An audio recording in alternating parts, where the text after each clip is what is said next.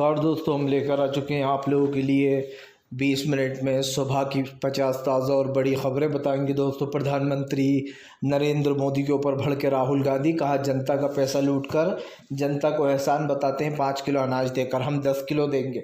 आखिरकार क्यों दोस्तों केजरीवाल के आगे फेल हुई बीजेपी की सरकार। केजरीवाल ने बीजेपी के ऑफिस में धरना देकर बीजेपी को ही फंसा दिया है। और क्यों आखिरकार कन्हैया कुमार ने बीजेपी को दी चेतावनी, कहा किसी से नहीं डरते, जो करना है वो कर ले बीजेपी। और बताएंगे दोस्तों कैसे इंडिया गठबंधन की सरकार आने पर तेजस्वी और मुकेश साहनी ने दिया बड़ा बयान। तमाम मुद्दों पर होगी बात, लेकिन उससे पहले अगर आपने अब तक हमारे चैनल को सब्सक्राइब नहीं किया है दोस्तों तो जल्दी से कर लीजिए। पास में एक घंटी आएगी, इसको भी दबाइए ताकि हर वीडियो की अपडेट आपको मिल पाए। दरअसल दोस्तों आपको बताते चले, बीजेपी के ऊपर जमकर भड़के राहुल गांधी ने प्रधानमंत्री को जमकर लपेटा। राहुल गांधी ने कहा कि 5 किलो अनाज जनता के पैसे से ही जनता को देकर प्रधानमंत्री एहसान बताते हैं। जब पूंजीपतियों को करोड़ों रुपए माफ़ करना होता है तो प्रधानमंत्री को बहुत खुशी होती है, लेकिन जब गरीबों के पास पैसा जाता है तो प्रधानमंत्री को चिढ़ होने लगती है। राहुल गांधी ने कहा कि पूरी की पूरी बीजेपी की असलियत जनता के सामने आ चुकी है कि कैसे बीजेपी गरीबों से भेदभाव करती है और अडानी और अंबानी का 16,000 करोड़ रुपए माफ़ कर दिया गया है। यही नहीं, राहुल गांधी ने कहा कि ये लोग सिर्फ 5 किलो अनाज देना है जनता को, लेकिन हम इसका डबल 10 किलो देंगे। राहुल गांधी ने यह भी वादा करा कि सत्ता में आते से ही हर महिला के खाते में 1 साल में 1 लाख रुपए सीधे बैंक अकाउंट में आने वाला है। खटाखट खटाखट खटाखट। राहुल ने कहा कि फ़िलहाल ये ऑफ़र अब तक किसी सरकार ने नहीं दिया था, क्योंकि इस ऑफ़र में जनता के बारे में सोचा गया। राहुल गांधी ने साफ कहा कि फ़िलहाल आने वाले समय में सिर्फ जनता की भलाई के बारे में ही हमने ऑफ़र निकाले हैं।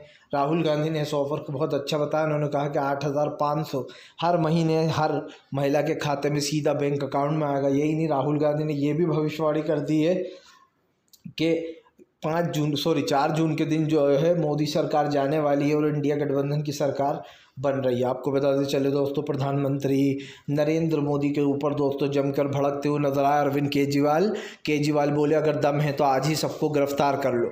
अरविंद केजरीवाल ने कहा कि हम लोग गए थे कल, लेकिन बीजेपी ने किसी को गिरफ्तार नहीं किया।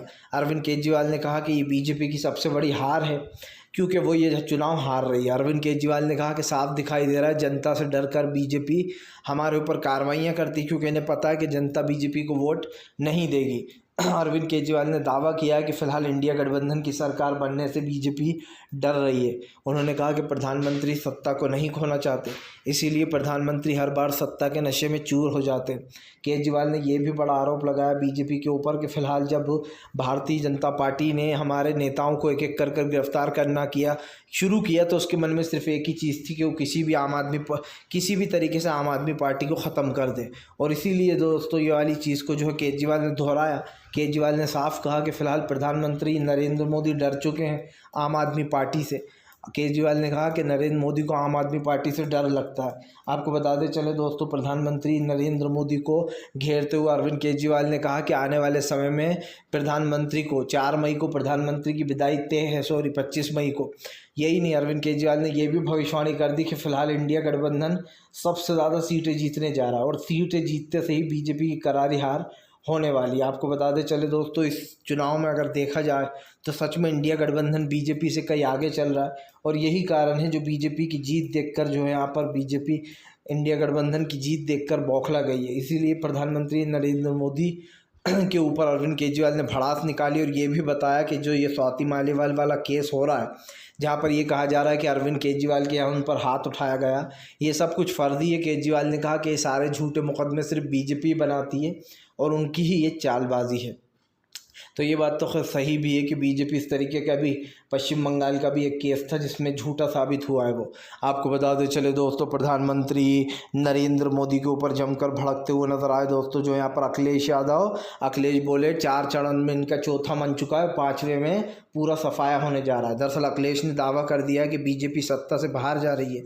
अखिलेश यादव ने दावा किया है कि फ़िलहाल प्रधानमंत्री चुनाव हार के डर से जो है बौखला गए हैं। आपको बताते चले दरअसल अखिलेश यादव बार बार इस बात का दावा कर रहे हैं कि इंडिया गठबंधन की सरकार बनने जा रही है। और अगर दोस्तों देखा जाए तो फिलहाल इस बार उत्तर प्रदेश के जो रिज़ल्ट होगा वो बहुत चौंकाने वाला होगा, क्योंकि ये बात सच भी है कि इंडिया गठबंधन कहीं ना कहीं बहुत आगे चल रहा है और 4 चरणों के चुनाव में इंडिया गठबंधन ने कड़ी चुनौती जो है यहाँ पर पूरी बीजेपी को दी है। इसी को लेकर जो यहाँ पर जमकर अखिलेश ने भड़ास निकाली।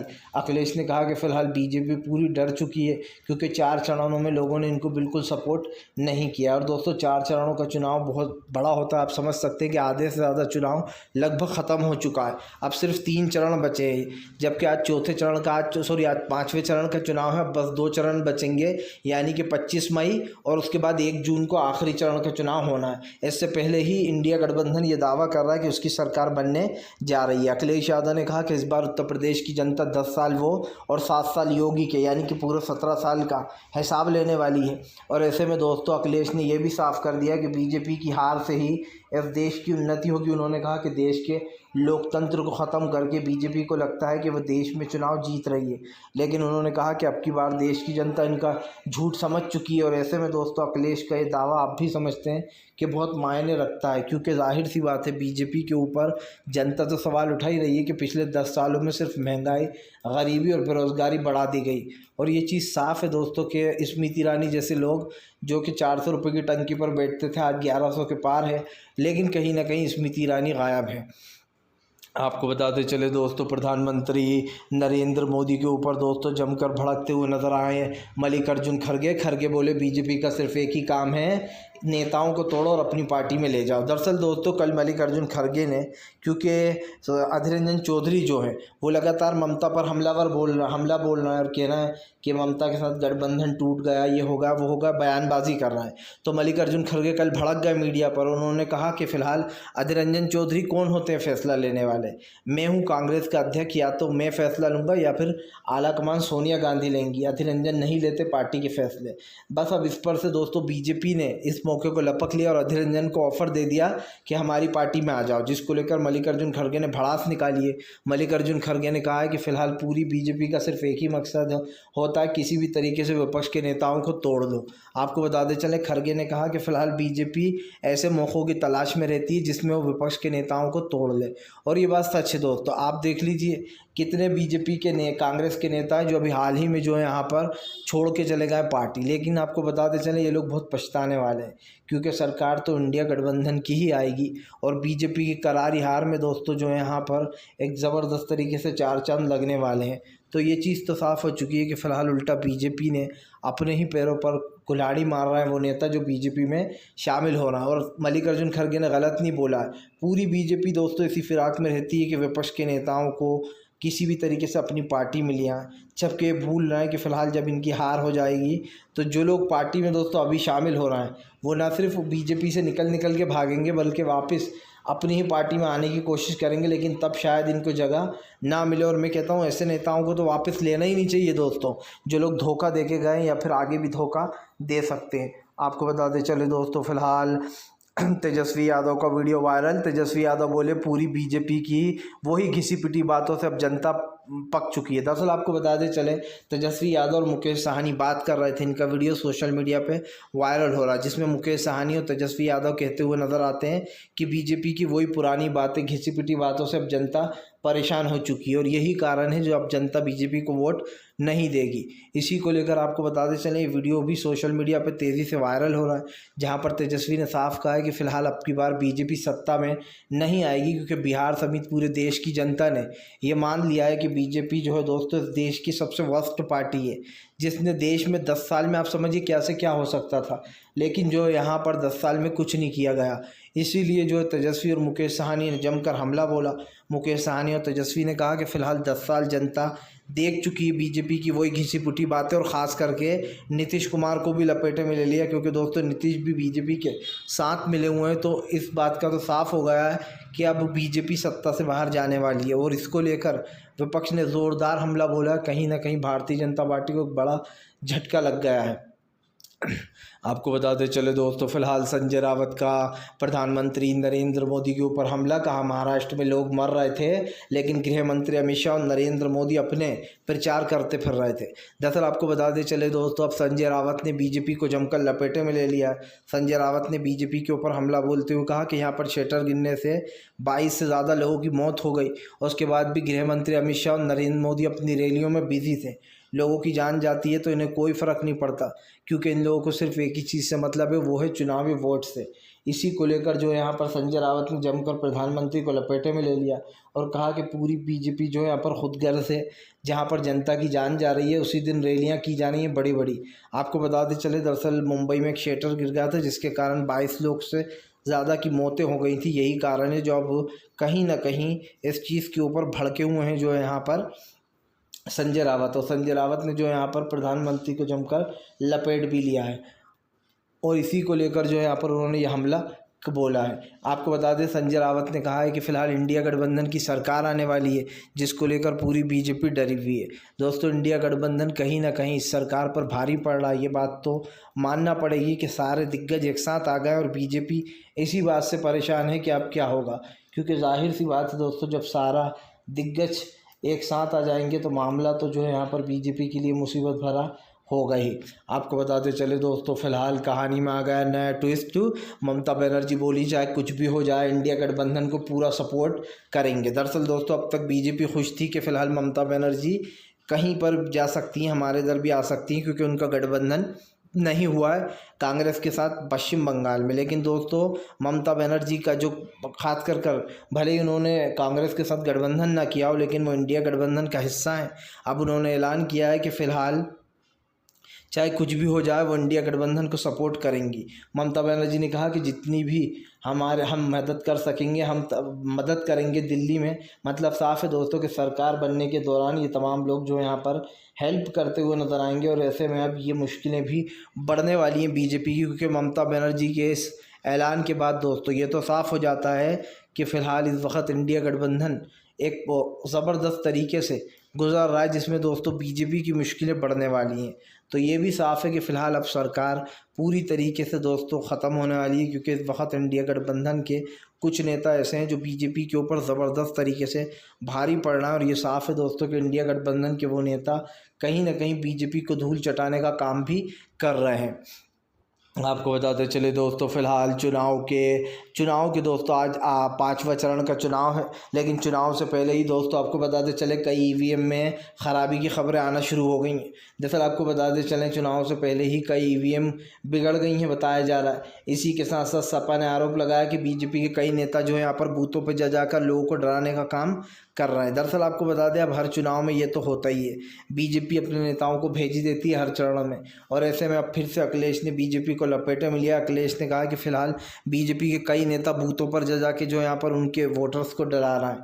यही नहीं, सपा ने यह भी आरोप लगाया है कि बीजेपी जो है वो जानबूझकर दोस्तों जो है यहाँ पर देरी करा रही है। मुस्लिम बहुल इलाके में पुलिस वोट डालने से धीरे वोटिंग करवा रही है ताकि शाम तक कम वोट डल पाएँ। आपको बता दें ये आरोप तो खैर हमेशा ही लगता है बीजेपी के ऊपर कि वो वोटिंग के दौरान धीमी गति करवा देती है, पुलिस की चेकिंग वगैरह बढ़वा देती है ताकि जो है यहाँ पर विपक्ष परेशान हो। यही कारण है जो एक बार फिर से ये आरोप आम आदमी पार्टी ने एसपी यानी कि सपा ने लगा दिया। और सपा ने साफ कहा है कि फ़िलहाल जो यहाँ पर ये सब कुछ जानबूझकर बीजेपी कर रही है। तो अब ये तो साफ़ हो चुका है दोस्तों कि फ़िलहाल इस वक्त बीजेपी को लपेटे में ले लिया गया है एसपी की तरफ से। और जो यहाँ पर कहीं ना कहीं ये मामला बहुत ज़्यादा बढ़ता हुआ भी नज़र आ रहा है। और इसको आपको हमने पहले भी बताया था कि ये जो बीजेपी के तमाम लोग हैं दोस्तों इस मुद्दे को तेज़ी से उठा भी रहे थे कि हम लोग जो है यहाँ पर वोट हमें ही मिलेंगे चाहे हम कोई कुछ भी कर ले। लेकिन ये साफ दिखाई देता है कि जो लोग बेईमानी करते हैं दोस्तों और उल्टा वो चुनाव हार जाते हैं। कहीं ना कहीं ये वाली बात सबको दिखाई भी दे रही है। और ऐसे में दोस्तों अब ये मामला बढ़ गया है, क्योंकि आपको बताते चलें अब जो है यहाँ पर बीजेपी को इस चुनाव हारने से कोई रोक नहीं सकता है। और इसीलिए दोस्तों ये चुनाव एक बड़ा मायने पर पहुँच गया है, क्योंकि मैंने पहले भी कहा है और फिर कहूँगा कि इस चुनाव के दोस्तों बहुत मायने हैं। ये चुनाव बीजेपी के लिए अंतिम चुनाव भी हो सकता है, इस बात को आप ध्यान रखिएगा। क्योंकि भारतीय जनता पार्टी ने 10 साल तक जनता को जो धोखा दिया है उसका बदला तो जनता लेगी ही। कहीं ना कहीं इस बदले को लेने के बाद जो भी है तमाम चीज़ें होंगी इसमें बीजेपी दोस्तों घिरती भी नज़र आ रही है। और ये सबसे बड़ा रीज़न हमें दिखाई भी दे रहा है कि फ़िलहाल सरकार की जो तमाम नीतियां हैं वो भी दोस्तों इसमें ये सरकार भी घिर चुकी है। तो फ़िलहाल ज़्यादा से ज़्यादा दोस्तों सपोर्ट की ज़रूरत तो है ही। इसीलिए कहीं ना कहीं आपको बताते चले अब प्रधानमंत्री को घेरने विपक्ष एक साथ जुट गया है। और विपक्ष ने प्लान बनाया था कि आज के दिन दोस्तों जाहिर सी बात है गड़बड़ी होगी। इसीलिए कई नेता ऐसे हैं जो दोस्तों पोलिंग बूथ पर जाकर चेक कर रहे हैं कि कहीं बीजेपी के नेता जो है यहाँ पर वो डरा तो नहीं रहा है। और इसीलिए दोस्तों जो है यहाँ पर ये सारे लफड़े हुए हैं, क्योंकि आपको बता दें बीजेपी के नेता जब चेक करने जा सकते हैं तो फिर विपक्ष के क्यों नहीं। मैं तो साफ कहता हूँ पूरी नज़र रखना चाहिए बीजेपी पर, जहाँ जहाँ घपले हो रहा है वहाँ उनको रोकना चाहिए, क्योंकि दोस्तों वोटिंग से बहुत फ़र्क पड़ता है। ये आप भी जानते हैं कि फ़िलहाल वोटिंग के दौरान बीजेपी ज़रूर बेईमानियाँ करती है। ये आरोप आज का नहीं, बीजेपी के ऊपर बहुत पहले से ये आरोप लगते आए हैं और इसको कहीं ना कहीं ये सही प्रसिद्ध भी होते हैं, क्योंकि कई बार बीजेपी की ये हमने हरकतें देखी हैं दोस्तों, और अब ये हरकतें कहीं ना कहीं ज़्यादा ही बढ़ती चली जा रही हैं। आपको बताते चले दोस्तों, फिलहाल प्रधानमंत्री नरेंद्र मोदी के ऊपर जमकर भड़कते हुए नजर आए दोस्तों जो है यहाँ पर केजरीवाल ने दिया चैलेंज बीजेपी को। कहा फिलहाल बीजेपी की सरकार जाने वाली है, जैसे इंडिया गठबंधन की सरकार बनेगी वैसे ही हम जो है यहाँ पर गरीब, पिछड़े और आदिवासियों को जो वादे किए वो निभाएंगे। अरविंद केजरीवाल ने कहा कि हमने अपना अलग मैनिफेस्टो जारी किया है, वो तमाम वादों को हम पूरा करेंगे। आपको बताते चले दरअसल वक्त था नहीं, जल्दी जल्दी में उस मैनिफेस्टो को तैयार भी किया गया और जो है उसको पब्लिश भी कर दिया गया। केजरीवाल ने दावा किया है कि फ़िलहाल इंडिया गठबंधन भी उनके उस ख़ास करके मैनिफेस्टो को सपोर्ट करेगा, क्योंकि उसमें शिक्षा, स्कूल वगैरह की ही बात की गई है दोस्तों। और यही कारण है जो केजरीवाल ने सीधा कहा है कि फ़िलहाल इंडिया गठबंधन की सरकार बनते से ही जनता की जो और मांगे हैं वो भी पूरी की जाएंगी। आपको बताते चलें इस वक्त जनता को लेकर केजरीवाल अपनी बातें रख रहा है सबके सामने। केजरीवाल इस चीज़ को भी दोहरा रहा है कि बीजेपी जो है वो उनको कहीं ना कहीं जेल में डाल देना चाहती है ताकि वो काम नहीं कर पाए, और इसी को लेकर अरविंद केजरीवाल ने सरकार पर निशाना साधा है। अरविंद केजरीवाल ने कहा है कि बीजेपी चाहे मुझे कितना ही रोकने की कोशिश करे, लेकिन मैं जनता के लिए काम करता रहूँगा, चाहे जेल से करूँ या फिर बाहर जाकर करूँ। लेकिन दोस्तों एक चीज़ तो साफ़ हो चुकी है कि फ़िलहाल केजरीवाल को रोकने के लिए सच में नरेंद्र मोदी पूरा जी जान एक कर देते हैं। पहले केजरीवाल को जेल में डलवा दिया, किस्मत से उनको बहुत जल्दी बेल मिल गई, वरना इतनी जल्दी दोस्तों किसी को बेल नहीं मिलती। भले ही उनको 20 दिन के लिए बेल मिली है दोस्तों, लेकिन कम से कम मिली तो, वरना आप देख लीजिए मनीष सिसोदिया कितने लंबे समय से अंदर है, उनको ना अभी तक बेल मिली है, ना जो है यहाँ पर दोस्तों सत्येंद्र जैन को मिली है। तो ऐसे नेता जो लगातार देश के लिए अच्छा काम कर रहे हैं उनको दोस्तों इस तरीके जेलों में डाला जाता है ताकि वो अच्छा काम ना करें और बीजेपी की तरह निकम्मे होकर बैठ जाएं, ताकि दोस्तों लोगों को पसंद ही ना करें। सब देख रहा है कि बीजेपी ने कुछ काम नहीं किया 10 साल में, लेकिन दोस्तों अरविंद केजरीवाल ने वाकई में दिल्ली की हालत बदली है और यही कारण है जो यहाँ पर अब इस चीज़ को लेकर ये सारी बातें आ रही हैं। तो कम से कम जो है यहाँ पर केजरीवाल को जनता का सपोर्ट मिल रहा है और ये चीज़ हमें देखने को भी मिली है कि फ़िलहाल केजरीवाल को दोस्तों जब जनता का सपोर्ट मिलता है तो कहीं ना कहीं दोस्तों इंडिया गठबंधन की सरकार और मजबूत हो रही है। और ये तो मुझे साफ दिखाई दे रहा है कि आने वाले समय में इंडिया गठबंधन बाजी मारता हुआ नज़र आएगा दोस्तों, क्योंकि फ़िलहाल अब सरकार की जो नीतियां हैं और जो सरकार के चीज़ें हैं वो साफ जनता के सामने आ चुकी हैं। तो हम उम्मीद यही करेंगे कि फ़िलहाल आने वाले समय में भारतीय जनता पार्टी को एक बड़ा झटका लगे और इंडिया गठबंधन की सरकार बने दोस्तों। आपको बताते चले दोस्तों, कन्हैया कुमार का जिक्र करते हुए राहुल गांधी ने बोली ऐसी बात कि बजने लगी नीचे बैठे तालियां। दरअसल आपको बताते चलें राहुल गांधी ने कहा कि कन्हैया कुमार मुझसे कह रहे थे कि ये अजीब सी बात है राहुल जी कि मैं आम आदमी पार्टी का बटन दबाऊंगा, मतलब कि मैं केजरीवाल जी की आपका बटन दबाऊंगा और केजरीवाल जी कांग्रेस का बटन दबाएंगे। इसको लेकर एक तरीके से राहुल गांधी ने दोस्तों लोगों को मैसेज दिया कि जो लोग भी आम आदमी पार्टी के सपोर्टर हैं वो लोग कांग्रेस का बटन दबाएं, क्योंकि केजरीवाल दोस्तों कांग्रेस का हिस्सा है इंडिया गठबंधन का और वो उन्होंने वहाँ अपना प्रत्याशी नहीं उतारा, क्योंकि 3 कांग्रेस ने उतारे, 4 केजरीवाल ने। यही कारण है जो यहाँ पर अब केजरीवाल की इस बात को राहुल ने लोगों तक पहुँचाया ताकि लोगों को पता चले कि केजरीवाल का इंडिया गठबंधन का ही हिस्सा है दोस्तों। और ऐसे में राहुल ने एक तरीके से सपोर्ट मांग लिया कि ज़्यादा से ज़्यादा जो है लोग सपोर्ट करें। तो अब ये चीज़ तो हम उम्मीद करते ही हैं कि फ़िलहाल राहुल की इस बात को लोग सुनेंगे और सपोर्ट भी मिलेगा, क्योंकि दोस्तों कहीं ना कहीं ये चुनाव बहुत ज़रूरी है। 2024 का ये चुनाव ये कह सकते हैं कि देश के सच में संविधान को बचाने की कोशिश है और ऐसे में हम ये उम्मीद हमेशा रखेंगे कि फ़िलहाल ये चीज़ ज़रूर हो दोस्तों। तो ज़्यादा से ज़्यादा अगर वीडियो अच्छा लगे तो इसको लाइक भी कीजिए, चैनल पर पहली बार आए तो सब्सक्राइब भी कर लीजिए।